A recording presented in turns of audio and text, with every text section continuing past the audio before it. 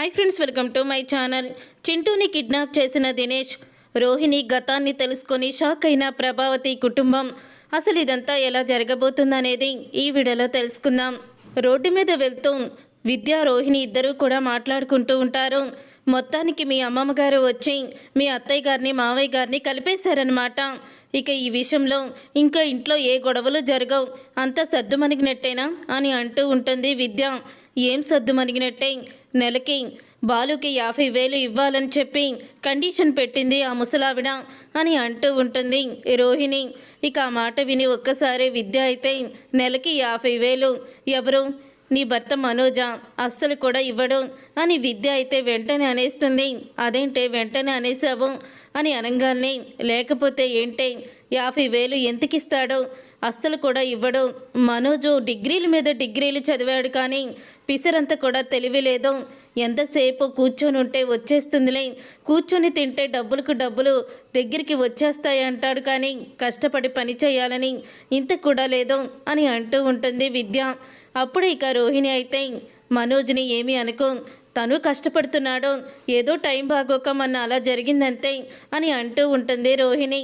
అప్పుడే ఇక విద్య అయితే, చూడు రోహిణి, ప్రతిదానికి మనోజ్ని వెనకేసుకొస్తున్నావు.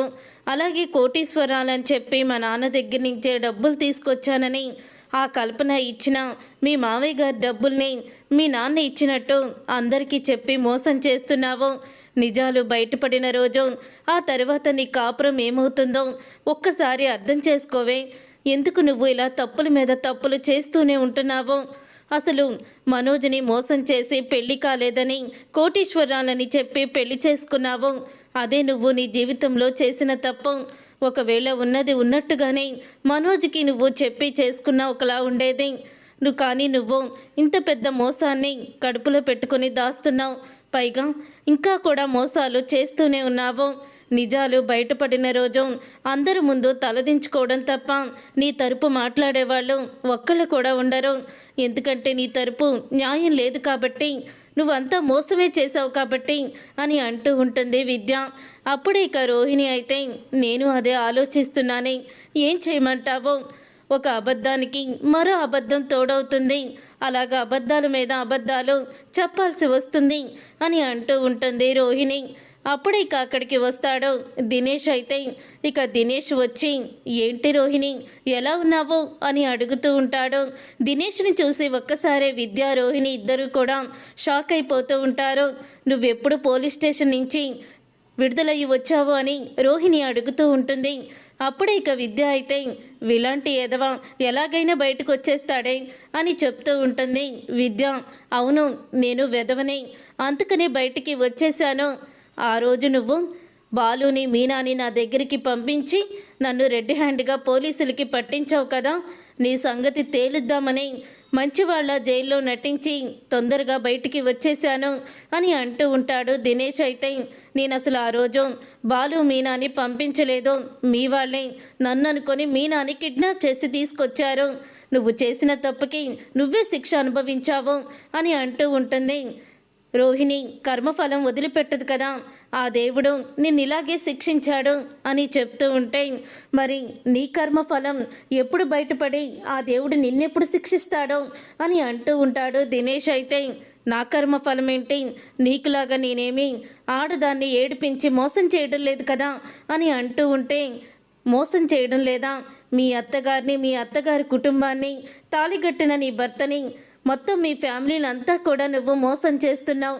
చివరికి కన్న కొడుకుని, కన్న తల్లిని వాళ్ళ దారి వాళ్ళు చూసుకోమని చెప్పేసి వదిలేసుకున్నావు. మరి నువ్వు చేసేదేంటి, పాపమే కదా అని దినేష్ అంటూ ఉంటాడు. ఇవన్నీ మాటలు నాకు అనవసరం. ఆ రోజు నేను అడిగిన 1,00,000కి మరొక 1,00,000 జాయిన్ చేసి 2,00,000 ఇవ్వు అని అంటూ ఉంటాడు దినేష్. అయితే అప్పుడు ఇక రోహిణి, 2,00,000? నన్ను ఈడ్చి కొట్టినా కూడా 10,000 కూడా నా దగ్గర లేవు, 2,00,000 ఎక్కడి నుంచి తీసుకురాను అని అడుగుతూ ఉంటుంది రోహిణి. ప్రతిసారి నువ్వు రోహిణిని ఇలా ఇబ్బంది పెట్టడం కరెక్ట్ కాదు దినేష్. తన గతాన్ని గురించి తెలుసుకొని తనని బెదిరిస్తూ నువ్వు ఇలా చేయడం మాత్రం చాలా పెద్ద తప్పు. ఇప్పటికే తను నీకు ఎన్నో డబ్బులు ఇచ్చింది. ఆ డబ్బుల కోసం తను ఎక్కడెక్కడ అప్పులు కూడా చేసింది. అలాంటి ఇంకా దాన్ని పీడించుకు తింటున్నావు. నువ్వు అసలు మనిషివేనా అని అడుగుతూ ఉంటే, మరి ఆ రోజు నన్ను రెడ్ హ్యాండ్గా నా భార్యకి పట్టించి నన్ను నా భార్య వదిలేసి వెళ్ళిపోయేలాగా చేసింది, నా జాబు పోయేలా చేసింది. అప్పుడు ఆలోచించలేదా తను అని అంటూ ఉంటే అప్పుడే ఆ మాట విని అప్పుడు నువ్వు చేసిన తప్పుకి నీకు నేను బుద్ధి చెప్పాను అని అంటూ ఉంటే అప్పుడే ఆ మాట విని చెప్తూ ఉంటుంది విద్య అయితే చూడు, ఇక మీద దీన్ని కలవద్దు, వెళ్ళిపో. ఒకవేళ దీని గతం గురించి వాళ్ళ అత్తగారికి చెప్తానంటావా? చెప్పేసేయ్. ఏదో ఒకరోజు గతం గురించి తెలియాల్సిందే కదా. నీకు ఒక విషయం తెలియదు అనుకుంటా. ఆల్రెడీ రోహిణి తన భర్తకి తన గతం గురించి చెప్పేసింది. ఎందుకంటే ఒకవేళ నీలాంటి వాళ్ళు ఎవరైనా నీచులు దీని జీవితాన్ని నాశనం చేయాలని నిజాన్ని బయట పెట్టొచ్చు కదా. తన భర్త సపోర్ట్ ఉంటుందని తనకి ముందే తెలుసని తన భర్త తన్ని వెనకేసుకొస్తాడని మనోజ్కి నిజం చెప్పేసింది. నువ్వు ఇక దీని దగ్గర నుంచి ఒక్క రూపాయి కూడా పీకలేవు. వాళ్ళ అత్తగారికి చెప్పుకుంటావా? చెప్పుకో, ఎవరికైనా చెప్పుకో. ఇక నష్టం ఏమీ లేదు. ఇప్పుడు దాని జీవితం సంతోషంగానే ఉంటుంది. నువ్వు చెప్పినా కూడా అది ఆనందంగానే ఉంటుంది. ఎందుకంటే తన భర్తకి నిజం తెలిసిపోయిన తర్వాత, అతను క్షమించిన తర్వాత ఇక వాళ్ళ అత్తగారు క్షమించకుండా ఎలా ఉంటుందనుకుంటున్నావు అని విద్య అయితే దినేష్ దగ్గర అబద్ధం అయితే చెప్పేస్తుంది. అప్పుడు ఇక రోహిణి అయితే విన్నావు కదా అది చెప్పింది, నువ్వేమీ చెయ్యలేవు, నోరు మూసుకొని ఇక నువ్వు నీ జీవితం గురించి ఆలోచించుకో, పదవే వెళ్దామని రోహిణి విద్య అక్కడి నుంచి వెళ్ళిపోతారు. అప్పుడు ఇక దినేష్ అయితే ఏంటి నీ గతం గురించి చెప్పినా సరే నీ భర్త నిన్ను ఏమీ అనలేదా? నువ్వు నిజంగానే నీ గతం గురించి నీ భర్తకి చెప్పావా, లేకపోతే నా నుంచి తప్పించుకోవడానికి డ్రామాలు ఆడుతున్నావా? ఈసారి మాత్రం నీ దగ్గర పెద్ద మొత్తం మీద లాగాలనుకున్నాను, కానీ ఇప్పుడు నువ్వు నాకే రివర్స్లో పనిచేశావు. ఇప్పటి వరకు నీ కుటుంబానికి నిజం చెప్తానని నిన్ను బెదిరించి డబ్బులు తీసుకున్నాను. ఇప్పుడు నీ భర్తకే నిజం చెప్పేశానని ధైర్యంగా చెప్తున్నావు. నీ కాన్ఫిడెన్స్ని చూస్తుంటే ఆ మనోజ్ గడికి నిజం తెలిసినట్టే ఉంది. వాడు కూడా అడ్జస్ట్ అయిపోయినట్టున్నాడు. ఇప్పుడు నేనేం చెయ్యాలి అని ఆలోచిస్తూ ఉంటాడు దినేష్ అయితే. అప్పుడే ఇక దినేష్కి గుర్తుకొస్తాడు చింటూ. ఇక చింటూ గుర్తుకు వచ్చి, రోహిణి నువ్వు నా నుంచి తప్పించుకోలేవు. ఇప్పుడు నీ కొడుకుని అడ్డు పెట్టుకొని నీ దగ్గర లక్షలు డబ్బు నేను తీసుకోబోతున్నాను అని అంటూ ఉంటాడు దినేష్. అప్పుడు ఇక దినేష్ అయితే చింటూ వాళ్ళ ఊరికైతే వెళ్తాడు. అలా చింటూ వాళ్ళ ఊరికి వెళ్ళి ఇక చింటూ ఎక్కడున్నాడని ఇంట్లో మొత్తం కూడా చూస్తూ ఉంటాడు తొంగి. అప్పుడే ఇక దినేష్ అయితే అసలు ఈ ఇంట్లోనే వాళ్ళు ఉంటున్నారా, నాకు వచ్చిన ఇన్ఫర్మేషన్ ప్రకారం ఈ ఇల్లే కదా అని అనుకుంటూ ఉండగా లోపల నుంచి చింటూ అయితే బయటికి వస్తాడు. లోపల నుంచి వస్తున్న చింటూని చూసి అప్పుడే కచ్చిప్లో మత్తు మందు తీసుకొని వస్తాడు దినేష్ అయితే. ఇక ఆ మత్తు మందు కచ్చిప్ని చింటూ ముఖం మీద పెట్టి కిడ్నాప్ అయితే చేస్తాడు. చేసి అక్కడి నుంచి చింటూని తీసుకువెళ్ళిపోతూ ఉండగా అప్పుడే ఇక చూస్తూ ఉంటుంది సుగుణమ్మ. ఇక చూసి నాన్న చింటూ చింటూ అంటూ పరిగెత్తుకుంటూ వస్తున్నా సరే ఇక కారులో అయితే చింటూని తీసుకొని వెళ్ళిపోతాడు దినేష్ అయితే. బాబు చింటూ ఎవరు చింటూని కిడ్నాప్ చేశారు అని గట్టిగా అరుస్తూ ఉంటుంది సుగుణమ్మ. ఇంతలో చుట్టుపక్కల వాళ్ళందరూ కూడా వచ్చేస్తారు. ఏమైంది సుగుణమ్మ అని అడుగుతూ ఉంటే నా మనవణ్ణి ఎవరో కిడ్నాప్ చేసి తీసుకువెళ్ళిపోతున్నారు అని ఏడుస్తుంది. వెంటనే నీ కూతురికి ఫోన్ చెయ్యి. ఇప్పుడు ఈ విషయాన్ని చెప్పకపోతే ఎలాగా, పోలీస్ స్టేషన్లో అన్న కంప్లైంట్ ఇస్తారు అని అంటూ ఉంటారు చుట్టుపక్కన వాళ్ళు. అప్పుడే సుగుణమ్మ తన ఫోన్ తీసుకొని రోహిణికి అయితే ఫోన్ చేస్తుంది. అప్పుడే ఇక రోహిణి అయితే ఇంట్లోనే ఉంటుంది. ఇక ఇంట్లో ఉండి రోహిణి మా అమ్మ ఇప్పుడు ఫోన్ చేస్తుంది ఏంటని పక్కకి వచ్చి మాట్లాడుతూ ఉంటుంది. ఇక అదే పక్కకి మీనా ఏదో పని మీద అయితే అటువైపుగా వస్తుంది. ఇంతలో ఏంటమ్మా ఎన్నిసార్లు చెప్పినా ఎందుకు ఫోన్ చేస్తుంటావో, నేను చేసినప్పుడు లిఫ్ట్ చేసి మాట్లాడదు అన్నా సరే నువ్వు వినిపించుకోవేంటి అని అడుగుతూ ఉంటే అమ్మా రోహిణి నీకొక నిజం చెప్పాలమ్మా, మన చింటూని ఎవరో కిడ్నాప్ చేశారు అని అంటూ ఉంటుంది సుగుణమ్మ. ఒక్కసారి రోహిణి షాక్ అయిపోతూ ఏం మాట్లాడుతున్నావమ్మా, చింటూని కిడ్నాప్ చేయడం ఏంటి అని రోహిణి అంటూ ఉంటుంది.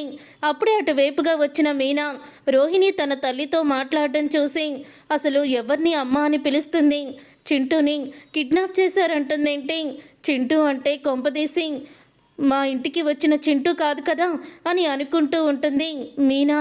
అప్పుడే అసలు ఎవరు కిడ్నాప్ చేశారమ్మా అని అంటూ ఉంటే అదే నాకు అర్థం కావడం లేదు, వాడు బయటికి వస్తుంటే తీసుకువెళ్ళిపోయారు అని అంటూ సుగుణమ్మ అయితే ఏదోటి చెయ్యమ్మా అని అంటూ ఏడుస్తూ ఫోన్ పెట్టేస్తుంది. తర్వాత రోహిణి అయితే చింటూని ఎవరు కిడ్నాప్ చేస్తుంటారు, అసలు ఎవరికి అవసరం వచ్చింది, వెంటనే నేను చింటూ ఎక్కడున్నాడో కనిపెట్టాలి అని అనుకుంటూ ఇక రోహిణి ఉండగా ఇంతలో ఇక దినేష్ అయితే ఫోన్ చేస్తూ ఉంటాడు రోహిణికి. దినేష్ ఫోన్ చేసి హాయ్ కళ్యాణి అని అంటూ ఉంటే ఏంటా, ఏం కావాలి నీకు, అసలే టెన్షన్లో ఉన్నాను, నువ్వు నన్ను విసిగించొద్దు అని రోహిణి ఫోన్లో మాట్లాడుతూ ఉంటే అది విని మీనా రోహిణి ఎవరిని తిడుతుంది అని అక్కడే ఉండి రోహిణి మాటలు వింటూ ఉంటుంది.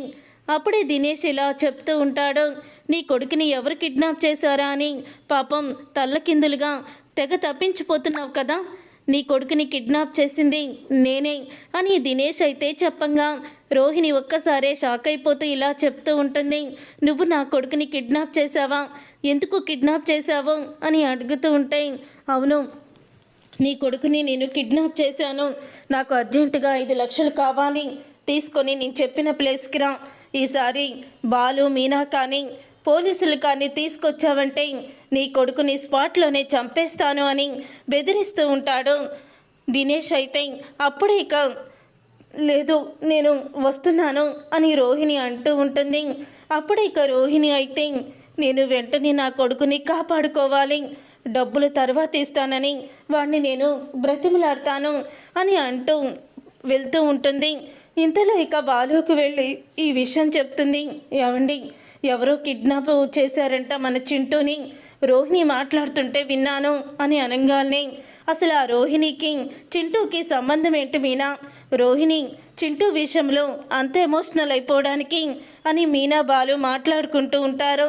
ఇప్పుడు రోహిణి ఆ పిల్లాన్ని కాపాడడానికి వెళ్తుంది, మనం వెళ్దాం పదండి, తను వెనకాలే ఫాలో అవుతూ అని చెప్తూ ఉంటే అప్పుడే ఇంకా ప్రభావతి వీళ్ళ మాటలు వినేస్తుంది. రోహిణి వాణ్ణి కాపాడడం ఏంటి, వీళ్ళన్నట్టు రోహిణికి అబ్బాయికి సంబంధం ఏంటని ప్రభావతి మనసులో అనుకుంటూ ఫాలో అవుతూ అయితే వెళ్తూ ఉంటుంది బాలు మీనాని. అందరూ కూడా ఇక రోహిణిని ఫాలో అవుతూ వెళ్తారు. ఇక రోహిణి అయితే దినేష్ చెప్పిన ప్లేస్కి అయితే వెళ్తుంది. అలా వెళ్ళిన తర్వాత ఎక్కడ నా కొడుకు అని అంటూ ఉంటుంది రోహిణి అయితే. అప్పుడే ఇక చింటూ అమ్మా అని అంటూ పిలుస్తాడు. అప్పుడే ఇక దినేష్ అయితే నేను చెప్పినట్టు 5 లక్షలు తీసుకొచ్చావా అని అడుగుతూ ఉంటే అప్పుడే ఇక ప్లీజ్ నన్ను ఈసారికి వదిలేసాయి, నీకు 4 రోజుల్లో 5 లక్షలు తీసుకొచ్చి ఇస్తాను అని అంటూ ఉంటే అప్పుడే ఇక బాలు మీనా అయితే అక్కడికి వస్తారు. బాలు మీనాని చూసి రోహిణి షాక్ అయిపోతూ ఉంటుంది. ఇక బాలు మీనా అలా వచ్చాక వెనకాలే ప్రభావతి కూడా వచ్చేస్తుంది. ఇక ప్రభావతిని చూసి కూడా ఇంకా షాక్ అయిపోతూ ఉంటుంది రోహిణి. నీకు నేను ఒంటరిగా రమ్మని చెప్తే వీళ్ళందరినీ వెంట పెట్టుకొని వచ్చావా అని అంటూ ఉంటాడు దినేష్. అయితే ఎలాగో నీ భర్తకి నిజం తెలిసిపోయింది కదా అని నువ్వు అన్నిటికీ తెగించినట్టున్నావు, నీ గురించి వీళ్ళందరికీ ఇక గతం గురించి తెలిసిపోయింది కదా, అందుకని వీళ్ళు నీకు సపోర్ట్ చేయడానికి వచ్చారా అని అడుగుతూ ఉంటాడు దినేష్. అయితే అప్పుడే ఇక వెంటనే దినేష్ని చంప పగలగొడుతుంది మీనా. ఎందుకురా మమ్మల్ని ఇలా వేధిస్తున్నావు, ఎందుకు ఇప్పుడు ఆ చంటి పిల్లాడిని కిడ్నాప్ చేశావు, అసలు ఆ పిల్లాడికి ఏం అన్యాయం చేశాడు అని అంటూ మీనా అడుగుతూ ఉంటుంది. అప్పుడే అయినా ఈ పిల్లాడిని కాపాడడానికి నువ్వెందుకు వచ్చావు రోహిణి, నీకు ఆ అబ్బాయికి సంబంధం ఏంటి అని అడుగుతూ ఉంటుంది ప్రభావతి. అయితే వీళ్ళు కదా ఇద్దరు పట్టించుకోవాల్సింది వాడి గురించి, అయినా వాడు కిడ్నాప్ అయితే నువ్విక్కడికి ఎందుకు వచ్చావు అని రోహిణిని నిలదీస్తూ ఉంటుంది. అప్పుడే తనెందుకు వస్తుంది, తను కొడుకే కదా ఆ చింటూగాడు అని దినేష్ అయితే అంటాడు. ఒక్కసారి అందరూ కూడా షాక్ అయిపోతూ ఉంటారు. ఏయ్ ఏం మాట్లాడుతున్నావురా నువ్వు, రోహిణి నా కోడలు, తనకి ఇప్పుడే కదా పెళ్ళైంది నా కొడుకుతో, మరి ఇంత కొడుకు ఎక్కడి నుంచి వచ్చాడు అని ప్రభావతి అడుగుతూ ఉంటుంది. అప్పుడే ఇక దినేష్ అయితే నీ కొడుకుకి చెప్పిన నిజాన్ని మీకు ఇంకా మీ కోడలు చెప్పలేనట్టుంది, మీ కోడలికి ఆల్రెడీ పెళ్ళయింది, ఇదిగో వీడే పెళ్ళైనప్పుడు పుట్టిన కొడుకు, రోహిణి కన్న కొడుకు వీడు, ఆ మొగుడు చనిపోయాక పేరు మార్చుకొని రాజమండ్రిలో బ్యూటీ పార్లర్లో పనిచేస్తూ మీ మనోజ్ని వలలో వేసుకొని మీ దగ్గర కోటీశ్వరాలు అని చెప్పి అబద్ధం చెప్పి మనోజ్ని మిమ్మల్ని మోసం చేసి రోహిణి పెళ్లి చేసుకుంది అంటూ నిజాన్ని బయట పెడతాడు దినేష్. అయితే ఆ మాట విని ఒక్కసారి ప్రభావతి షాక్ అయిపోతూ ఉంటుంది. నువ్వు ఎవరి గురించి మాట్లాడుతున్నావో? తను మా కోడలు మలేషియాలో పుట్టి పెరిగింది, నువ్వు చెప్పేవన్నీ నమ్మాలా అని అంటూ ఉంటే అప్పుడే నమ్మాలా అని అంటున్నావా? సరే చూసుకో, ఈ ఫోటోని చూసుకో అని ఫోటోని చూపిస్తాడు. అప్పుడే అది చూసి ఒక్కసారి షాక్ అయిపోతూ ఉంటూ ప్రభావతి రోహిణి దగ్గరికి వెళ్ళి నిజం చెప్పు, వీడు నీ కొడుకా అని అంటూ ఉంటే అది అత్తయ్య అని అనగానే చెప్పవే అని గట్టిగా అరుస్తుంది. అవునత్తయ్య, వీడు చెప్పింది నిజమే, నా గతం అదే, కానీ నా గతాన్ని దాచిపెట్టి మనోజ్ని ఇష్టపడ్డానని పెళ్లి చేసుకున్నాను అని అంటూ నిజాన్ని బయట పెడుతుంది రోహిణి. చూసారుగా ఫ్రెండ్స్, రాబోయే కథలో ఖచ్చితంగా ఇలాగే జరగబోతుంది. మరి ఇలాగే జరగాలని మీరైతే కోరుకుంటున్నారా? అయితే వీడియోని తప్పకుండా లైక్ చేసి ఛానల్ని సబ్స్క్రైబ్ చేసుకొని పక్కనే ఉన్న గంట సింబల్పై ఆల్ అని క్లిక్ చేయండి. అప్పుడే మేము పెట్టే ప్రతి వీడియో మీరు మిస్ కాకుండా చూసేవచ్చు.